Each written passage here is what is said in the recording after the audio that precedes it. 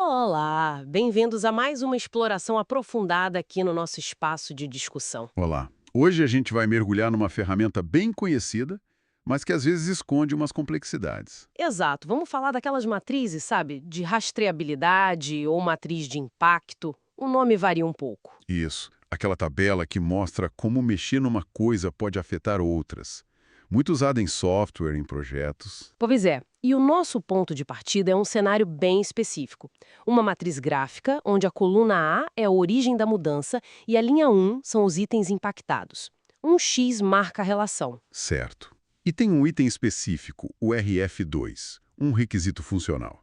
Se ele mudar, o que acontece? Temos 4 afirmações sobre isso. E aí que a coisa fica interessante, porque olhando a matriz de forma direta, assim, na primeira vista, só uma das afirmações parece fazer sentido. Só que, numa situação real, tipo uma prova, 3 delas foram dadas como corretas. Exatamente. Então a nossa missão hoje é essa. Como pode? Porque afirmações que não parecem corretas, literalmente falando, foram aceitas. Que camadas de leitura existem aí? É um quebra-cabeça interessante. Vamos tentar montar essas peças. Vamos lá, então. Para começar, quais são essas afirmações sobre alterar o RF2? A gente tem I, que causa impacto direto em RF3 e o C3. Ok, I, que causa impacto direto em RF3 e o C2. certo. 3, que causa impacto direto em RF1. Hum, E 4, que exige identificar como o próprio RF2 vai ser testado depois da mudança. perfeito. Então vamos fazer essa primeira leitura, a mais óbvia. A gente olha a linha do RF2, certo? E vê onde tem X. Isso. Seguindo a linha do RF2, a gente encontra X na coluna do RF3 e na coluna do UC2. Exato. Então, baseado nisso, vamos ver as afirmações. A I, impacto em RF3 e UC2. Bate certinho, né? Sim, essa parece correta pela leitura literal. Agora, a ICC. Impacto em RF3 e UC3. Bom, RF3 sim, mas UC3 não tem X na linha do RF2. Então, literalmente incorreta. Certo, incorreta. E aí, 3, impacto em RF1. Também não tem X na coluna RF1 vindo da linha RF2. Nada, literalmente incorreta também. E aí, 4, sobre testar o RF2. A matriz que a gente descreveu, ela mostra alguma ligação do RF2 com casos de teste, os CTs? Pela descrição inicial, não explicitamente. A gente vê RFs, UCs, pode até ter CTs em outras partes, mas não uma ligação direta RF2 para teste mostrada ali. Então, pela leitura literal, a I4 também parece furada, porque a informação não está na matriz. Precisamente. Se a gente for 100% literal, só a II se salva. E aí, voltamos para o nosso dilema. Se na situação real a I, a 3 e a 4 foram consideradas corretas, como a gente justifica a 3 e a 4? A 3, especialmente essa de RF2, impacta a RF1. Essa é ótima. Sem ter um X ali, é muito estranho à primeira vista. Qual a mágica? Não é mágica, é uma convenção de leitura. É aqui que entra a ideia da leitura bidirecional. Bidirecional. Como assim? Uhum. Pensa assim, a rastreabilidade, essa ligação, nem sempre é mão única. E em sistemas mais complexos, se A impacta B, é bem comum que uma mudança importante em B também possa exigir uma olhada em A. A dependência pode ser mútua para fins de análise.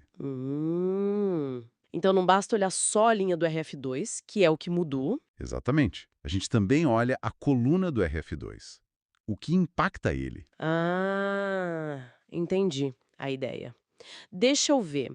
Na nossa matriz tem algum X na coluna do RF2? Sim, no nosso exemplo, a gente encontra um X na coluna RF2, mas na linha do RF1. Ok. Então, literalmente, isso significa mudar RF1 impacta RF2. Isso. Mas na leitura bidirecional, essa conexão, esse X que liga os dois, ele é visto como uma via de mão dupla para análise de impacto. Se eles estão ligados, mexer de forma relevante no RF2, bom, isso justifica sim analisar o impacto no RF1. Faz sentido. É como se a ligação existisse, ponto. E para análise de impacto, ela vale nos dois sentidos. Não importa onde o X estava originalmente, na linha ou na coluna do item alterado. Exatamente essa lógica. A conexão em si é o sinal. Atenção aqui, esses dois estão relacionados. Isso explicaria por que a afirmativa 3, RF2 impacta RF1, foi considerada correta na prova. Justifica perfeitamente, assumindo que essa convenção de leitura bidirecional era esperada ou aplicável naquele contexto. Mas isso não abre margem para muita coisa. Tipo, quase tudo pode acabar impactando tudo se a gente forçar essa bidirecionalidade. É um risco, sim. Por isso é importante definir as regras do jogo no início. Bidirecionalidade não quer dizer que toda mudança causa impacto real no outro lado, mas que a análise é necessária. Pode ser que você analise e conclua, não, aqui não afetou, mas a verificação foi feita.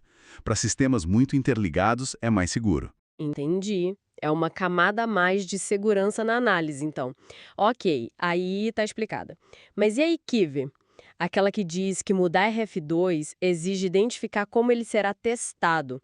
A gente concordou que a matriz, como descrita, não mostra isso. Pois é, essa afirmação, ela vem de fora da tabela. Ela se baseia no conhecimento do processo, sabe? Do dia a dia de quem trabalha com engenharia de software com qualidade. Ah, então não é sobre ler a matriz em si, mas sobre saber o que geralmente acontece quando se muda um requisito, tipo boas práticas. Exatamente, é conhecimento tácito da área ou explícito nos processos da empresa. Tem um princípio básico. Mexeu num requisito funcional. Tem que ver como testar isso, sempre. Sempre. Sempre. A equipe de testes, ou quem faz esse papel, precisa ser acionada. Eles vão ter que olhar os casos de teste que já existem para o RF2, ver se ainda valem, se precisam de ajuste ou até se precisam criar testes novos para cobrir a mudança. Então a necessidade de identificar os testes do RF2 não depende de ter um X ligando o RF2 a um CT lá na matriz, é uma consequência. Quase automática, do processo de gerenciar uma mudança num requisito. Correto. A prova, nesse contexto, provavelmente estava avaliando isso. A pessoa entende o processo completo. Sabe que mudar um RF dispara a necessidade de revisar ou criar testes. A matriz ajuda a ver outros impactos, mas essa questão do teste do próprio item alterado é meio que regra do jogo. Entendi. Então a II vem da bidirecionalidade na leitura da matriz e a I vem do conhecimento do processo de desenvolvimento e teste. Faz todo sentido agora. Exato. Resolvemos as duas afirmações que pareciam mais fora da leitura inicial. Legal. Sobrou só a afirmativa aí, então. Aquela que dizia impacto direto em RF3 e UC3. A gente já viu que o literal é RF3 e UC2.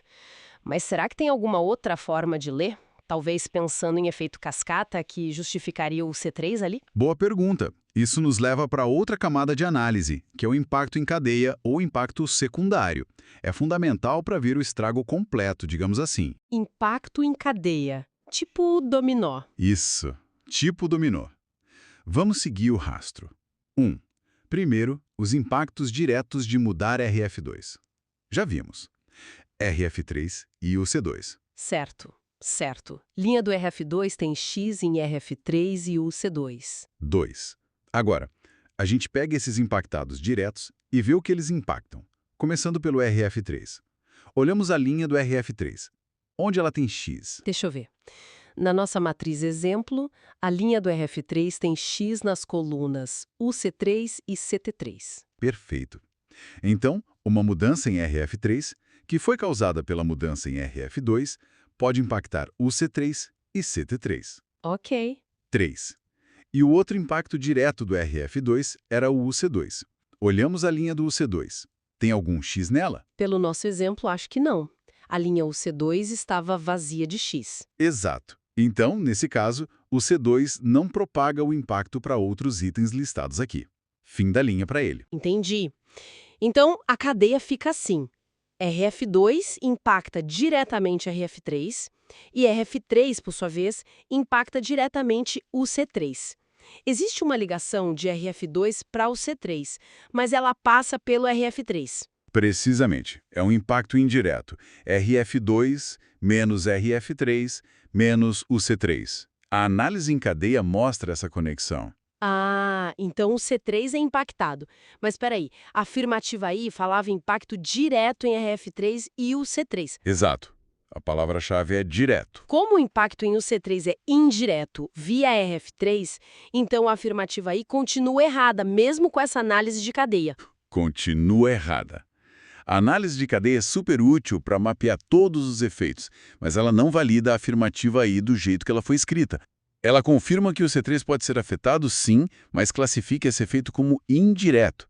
Se a afirmação fosse só impacta o C3, aí a gente poderia ter uma discussão. Mas o direto? O direto quebrou a afirmação. Entendi. A precisão da linguagem é crucial aqui. Com certeza. Distinguir impacto direto de indireto é fundamental nesse tipo de análise. Uau!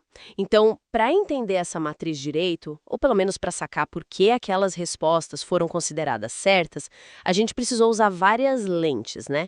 Vários jeitos de olhar. Exatamente. É uma boa forma de resumir.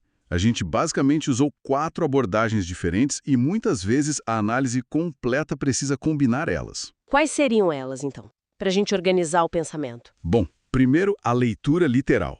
Olhar só a linha do item que mudou e ver o X. Simples e direto.